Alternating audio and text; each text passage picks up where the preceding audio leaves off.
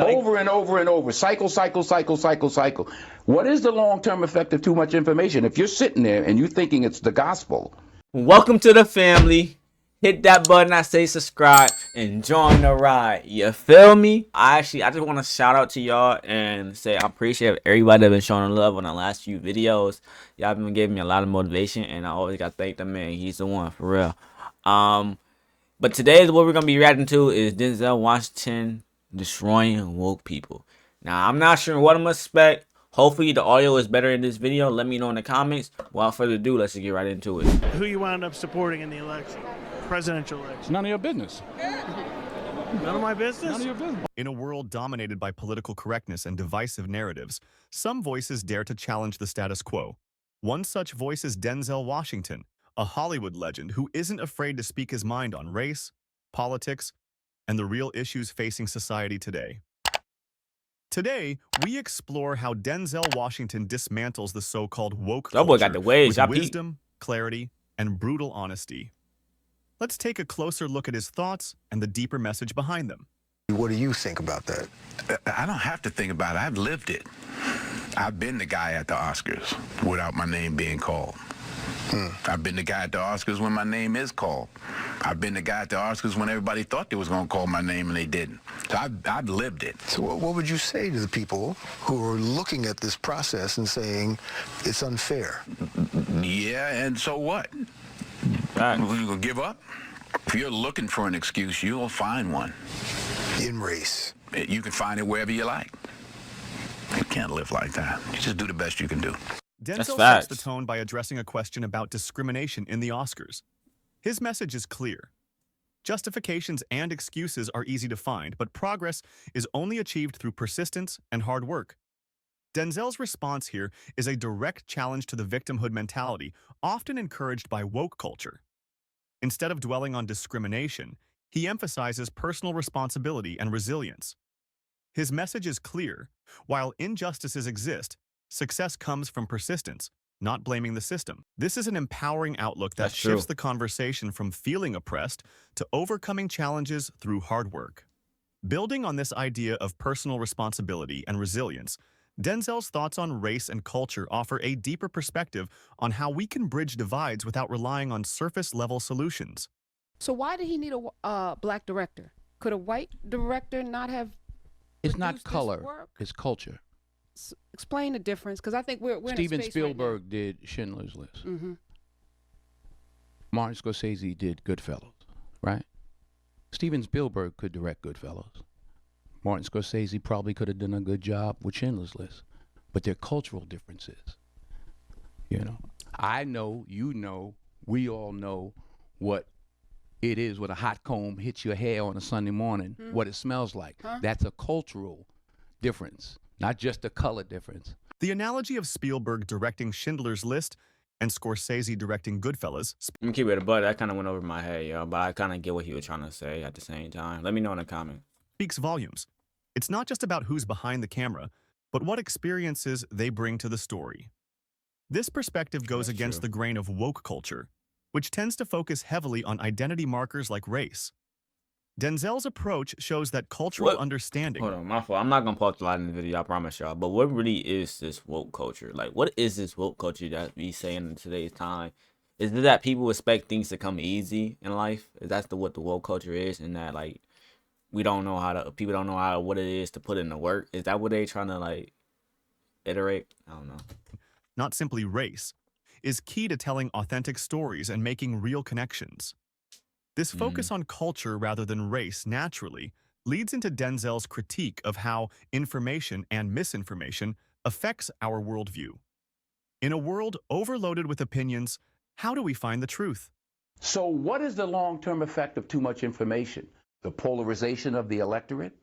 A meaner spiritness? And false information as well, because the whole fake news thing. Pick one. It's not just one. That's the flavor of the day. Every day is something else. People have to understand, are you using your device or is your device using you? Can you put it down? Can you turn it off? You're talking about literally the places people get their information from. I don't care what information. Pick one. Phone, television. You know, it used to be news. Now it's opinions. Oh, glasses. We have 3 experts on the right, 3 on the left. Let's discuss. Ooh, Light bulbs. We have 3 experts on the right. That's not news. That's opinion news. Well, over and over and over. Cycle. What is the long-term effect of too much information? If you're sitting there and you're thinking it's the gospel, what I'm saying to people is, to all of us, I'm not knocking the phone. What I'm saying is we have to understand, we have to at least ask ourselves, around the world, you here in England, wherever you are, what is it doing to us? Denzel's message is clear. All right, let me talk because I know, let me speak where he speak on the video, because I ain't gonna lie, this is my video, you feel me? Now, I ain't gonna lie, he's speaking some facts, because I literally was just with my mans, bro, and we were literally just talking about this lifetime. I mean, I ain't gonna lie to y'all, for real. You feel me? Like, I don't really like being on social media. We like don't want to always invest yourself to be so much, because social media really is a distracting thing to put yourself into, especially when you sometimes get lost in it. Like, people will really be lost in their phones and sometimes can't live without their phone, and it's really crazy. Like, honestly, like, since I've been getting closer with God, I'm trying to come closer every single day. I'm not on my phone as much. I'm really enjoying life more. Like, it's kind of weird how we put it, but it's like, people in real life do be trapped in what they be thinking about and what they think. They feel like they stuck, but it's like these things that we are giving our energy to is not allowing us to like really experience ourselves, if y'all know what I'm saying. But we're gonna let him talk over it. I don't know. We need to be more critical of the information we consume. This is a direct hit at the woke movement, which often thrives on viral outrage and quick opinions rather than thoughtful analysis. Denzel urges us to step back, think critically, and not let ourselves be controlled by the media's endless cycle of noise. As we reflect on how information shapes our perceptions, Denzel brings us back to the importance of accountability, not just in ourselves, but in the leaders we choose to represent us. You know, I think this is what I think. I think we as Americans better learn to unite. I think we as Americans need to put our elected officials' feet to the fire and demand that they work together, or they won't get back in office. You know, in this age we live in, this accelerated information age, we're getting further and further apart. We're not getting together, we're getting further and further and further apart. I feel that. Everybody can't be right. But I think this is an opportunity, actually. I'm about to say, you see how people are being energized and protesting and all that. But I think this is an opportunity for us to look at ourselves as a country and say, are we together, really? And are we holding our elected officials accountable to making sure that they're working together? Not just, hey, you're on your side, I win what I win, you win what you win. Because this is what is happening. This is what's happening. And God only knows where it's going. Rather than, I feel like in general though, like the differences is really what can, because like iron sharpens iron. So it's like, are the differences that we do have in today's culture, if there will be some way that we can come together, it really can change the way everybody view their life. And embracing the us versus them mentality often promoted by woke culture, Denzel calls for unity. He reminds us that change won't come from simply being loud or divisive. It comes from holding leaders accountable and working together. In a culture that often pushes polarization, Denzel advocates for unity and accountability. He sees this moment as an opportunity for reflection and asks the hard question, are we really united, or are we just pretending to be while tearing each other apart? Denzel takes this critique of personal responsibility even further, turning the mirror back on us and our families. If we want to see real change, it has to start from within. I think it's more important to make headway in our own house. By the time the system comes into play, the damage is done. They're not locking up 7-year-olds. Yeah. You know, I was in Chicago a couple of 3-4 weeks ago, and we saw these little kids on bikes with masks on the side of their head, like 5 or 6 of them. And the driver said, yeah, they're little yummies. I said, who? He said, little yummies. Look up, Google Little Yummy. Little Yummy was an 11-year-old murderer. Wow. And you look at his picture, you'll see the headshot of him, and he's like this.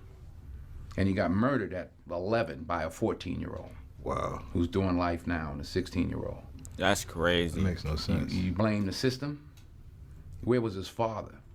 Facts. It starts in the house. It starts in the home. That's true. And yeah, well, my father got locked up. Well, where was his father? Yeah.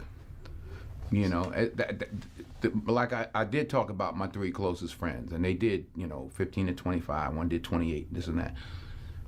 I was the only one of the 3 that had a father in my life, even though my parents were together. But I still had a father who was a gentle man and a good example, and they didn't. We can blame the system if we want, but they didn't lock any of us up at 7. Yeah. We were all doing enough to get locked up at 13. My parents sent me in another direction. They didn't have anybody to help them, and they kept doing what they was doing, and the system got them. So Denzel places the... That's honestly just facts. I don't think this really destroying woke culture, though, but he is stating facts. If we're going to be honest, that's facts. Like, I was blessed to have my father in my life, even if we may have our own differences now that I am getting older. But, you know what I'm saying? I still got to love him no matter what, because he is my father. I feel like I feel like it's just too many broken homes, man. And like so much things people are holding on to in their heart and it's on their shoulders that they don't know how to let go or don't know how to have any guidance. So like the streets be people only guidance and they think this is the way to be. Weight of responsibility not on systems or external forces, All right, we ain't gonna be but too on long. the We ain't foundation gonna pause laid no at more home. for the rest of the video. This is a sharp critique of the current culture, which often focuses on blaming external systems. Denzel turns the mirror back on families and communities, reminding us that change begins in our homes, long before outside influences come into play. This notion of unity and accountability ties back to how we engage with each other, especially across racial and cultural lines. Denzel's next insight touches on the essence of building genuine human connections. You know, race relations.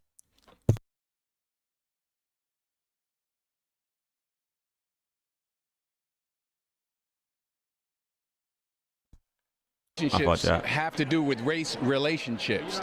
You're white or whatever you are, I'm black or whatever I am. We're standing here talking now. That's how we get things done. You can't legislate love. The President of the United States can't legislate us into liking each other. We have to step forward and ask questions about each other and engage. There's no law that says, oh, because I'm president, you all got to get along now. So it's up to us.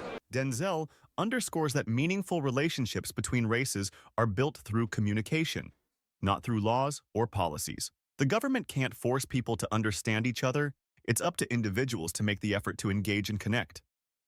This is a direct critique of woke culture's reliance on legislation and top-down approaches to solving racial issues. Denzel's point is simple. Real change happens through dialogue and human interaction, not through rules and regulations. It's a call for personal responsibility in building bridges between communities. As Denzel calls for stronger communication and responsibility, he reflects on his own life experiences, reminding us that hard work and personal accountability are key to success, something he's lived through firsthand. When I was 20, I worked for I grew up in Mount Vernon, New York. I worked for the sanitation department. I was a garbage man. You were a garbage truck? I was a garbage man. I worked the back of the truck, 22 square blocks. That's hard. Doing movies, there's nothing that we do in the movies that's hard. I used to deliver for United Parcel Service on a truck. Right. That was hard. Yeah. This is a joke. Yeah. His point is clear. Real work, the kind that shapes character, is found in the everyday struggles of ordinary people. Hollywood is nothing in comparison. This comment cuts through the illusion of celebrity and reminds us that success comes from real hard work, not from fame or popularity. In a world where woke culture often elevates celebrities as moral authorities, Denzel grounds the conversation in reality, reminding us where true value lies.